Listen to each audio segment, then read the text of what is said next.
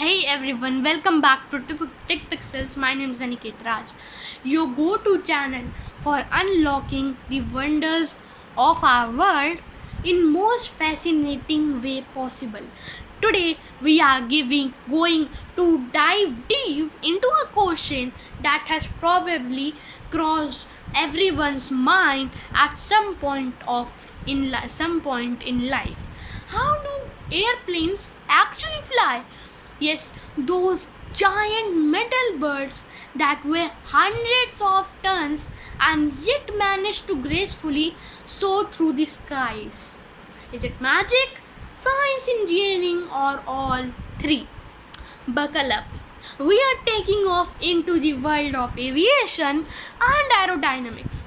And trust me, by the end of this video, you will understand flight in a way you never did before.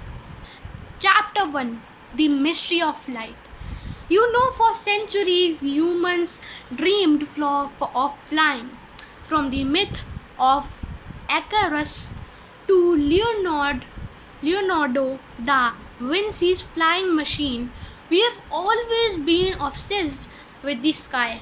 But it wasn't until 1903 that the Wright brothers finally achieved powered flight. Yes, and the big question is still the same. How? How can something so heavy defy gravity and stay in the air for hours? To understand this, we need to break it down scientifically. Flying is not just about engines or speed alone, it's about forces that act on an aircraft every second it's airborne. The chapter 2: The four fundamental forces of a flight. There are four key forces at play every time an airplane takes off, flies, and lands. These are: first, lift; second, weight, gravity; third, thrust; fourth, drag. Let's unpack these one by one. Lift, the upward force. Lift is the magical upward force that literally lifts the airplane off the ground. But what creates lift? It's all thanks to the shape of the airplane wing, which is called an airfoil. The upper surface of the wing is curved, and the lower part is relatively flat. As the airplane moves forward, air splits at the front of the wing. Because of the shape, air moves faster over the top and slower underneath. So, the difference in speed creates a pressure difference. Now, according to Bernoulli's principle, faster moving air has low pressure, so the pressure on the top of the wing, then the pressure underneath. This pressure difference pushes the wing and the airplane upward. That's lift in action.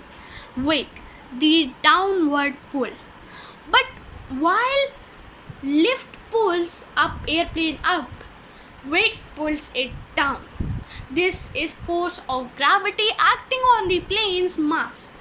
An airplane can only fly if its lift is greater than weight.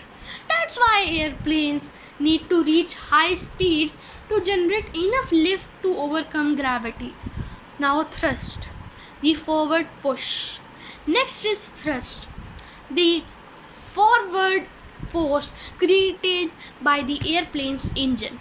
Whether it's a propeller or a jet engine, thrust is what pushes the plane through the air. Engine suck in air, compress it, and mix it with fuel, ignite it, and shoot it out the back, creating a powerful forward force. This motion also increases airflow over the wings, generating more lift. Drag, the backward resistance. And finally, there is drag, the enemy of thrust.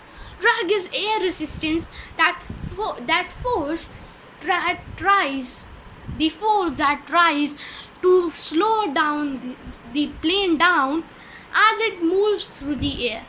Aircraft designers spend years trying to reduce drag by making wings slicker, engines more efficient, and the body of the airplane more aerodynamic. Now, chapter 3, Anatomy of an Airplane.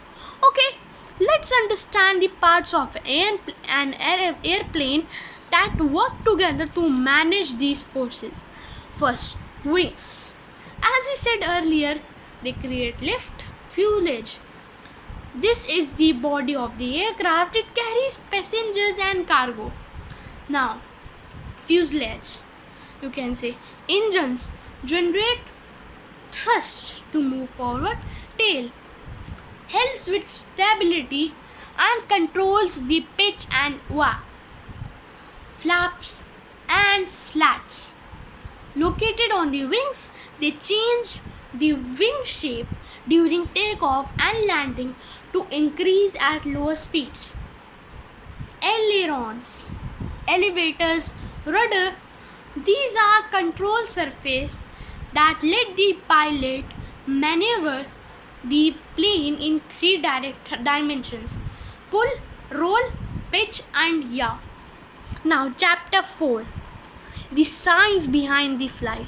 Let's take a moment to appreciate just how scientific flight is. A flight is a perfect balance of physics. Pilots and computers consistently adjust control surfaces, engine thrust, and flap positions to maintain that delicate balance. Even the angle at which the wing meets the air, called the angle of attack, affects lift. Too much angle and wing can stall, meaning it suddenly loses lift, and that's dangerous. Chapter 5, the takeoff and climb. So, how does an plane take off? The engines rev up and produce thrust. As the plane speeds down the runway, air flows faster over the wings. Third, the pilot pulls the yoke, increasing the angle of attack. Lift becomes greater than weight, and up she goes. Lift off. Once airborne, the plane climbing to cruising altitude. Climbs to the cruising altitude, usually around 35,000 feet for commercial jets. Chapter 6, Cruising and Controlling Flight. While cruising, the pilot maintains level flight by adjusting the throttle for speed, elevators for altitude, rudder and ailerons for direction. Modern airplanes use autopilot systems which can control most aspects of the flight. Still, pilots monitor everything and are ready to take over in any situation. Now, landing, the art of coming down safely. Landing is the trickiest part of flying. Here's how it works. First, the plane descends gradually, called the approach. Pilots extend flaps and slats to increase lift at low speeds. Landing gear comes down at the right moment. The pilot pulls back on the throttle and flares, lifting the nose slightly before touchdown. Wheels touch the runway and spoilers on the wings deploy to reduce lift.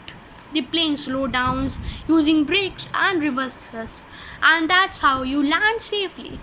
Chapter 8, Why don't planes fall? Many people wonder, why don't planes fall from the skies? The answer lies in consistent motion and airflow. As long as air moves over the wings fast enough and lift is greater than weight, the plane will stay up planes can still glide if engines fail. So, planes can still glide long distances because lift continues to act on the wings even without thrust. Chapter 9, Common Myths About Flying. Let's bust a few myths. Myth 1, planes stay in the air only because of engines. No, it's the wings and airflow during the most of the work. Myth 2, turbulence can crash a plane. Turbulence is uncomfortable, yes, but commercial planes are built to withstand even extreme turbulence. Myth 3, planes can't glide. They absolutely can. A plane at cruising altitude can glide for more than 100 kilometers without engines. Chapter 10, The Future of Flights. Flight is evolving. Engineers are designing electric airplanes, vertical takeoff aircrafts, and even supersonic jets that could travel from New York to London in just 3 hours. Also, AI and automation are transforming cockpits, making flying safer and more efficient. Imagine a future where your pilot is partly or even entirely a machine. Conclusion to the miracle of a flight. It's a dance between lift, weight, thrust, and drag with the human touch of pilots and the brilliant design of engineers. So, the next time you are on a plane looking out on a window at the clouds, remember you are still sitting inside a flying masterpiece. Thanks for watching this video by TechPixels. If you learned something new today, don't forget to like, comment, and subscribe. Hit that like button and subscribe button for more videos out on that bring science to life. Until next time, it's Aniket Raj. Stay curious and keep exploring.